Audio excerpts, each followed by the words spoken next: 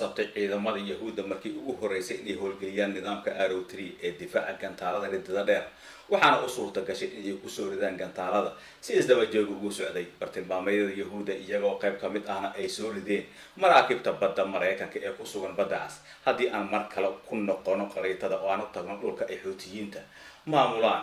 ee waqooyi galbeed ee dalkaasi Yemen waxaan ogaan doonaa inay haystaan faa'iido istiraatiijiyadeed oo aad muhiim u ah taasi oo ah u dhawaanshaha marinbiyoodka Baabil Mandab oo isku xira badweynta Hindiya iyo badda Cas iyo kanaal Suezka Masar sida aanu aragno barac marinbiyoodku waa 30 kiiloomitir si kastaba ha ahaatee toddobaadyo kadib markii ay bilaabeen weeraradoodii ugu horeeyay ee ka dhanka ah Yahuudda Xuutiyiinta waxay go'aansadeen inay bedelaan istiraatiijiyadoodii weerar waxayna bilaabeen bartamihii bishii November inay weeraraan maraakiibta ganacsi ee ka fog marinbiyoodka Baabil Mandab sidoo kale iyaga oo u dhow albaabka badda Cas oo ay haystaan hubka noocyadiisa kala duwan oo aad u badan oo ay ka mid yihiin gantaalada lidka maraakiibta iyo diyaaradaha aan duuliyaha lahayn oo aad u tiro badan waxay awood u leeyihiin in si fudud ku gaaraan markab kasta oo ka durugsan marinbiyoodka haddii gantaalku dhufan lahaayeen ama ay ku fuuli lahaayeen doomanka yaryar ama dusha ay ugu soo degi lahaayeen ayagoo isticmaalaya diyaaradaha helikabtarta ah sababtaasi awgeed waxay ku dhawaaqeen inay bartilmaameysanayaan maraakiibta ganacsiga ee ku xiran Israel iyagoo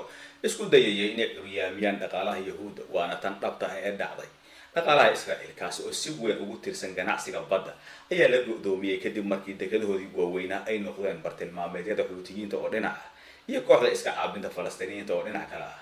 tanina waa tan keentay inay ka baqaan shirkadaha waaweyn ee maraakiibta inay ku dhawaadaan ama ay ku xirtaan inta badan dekedaha Israel gaar ahaan dekeda Eilat oo ku taala badda Cas iyo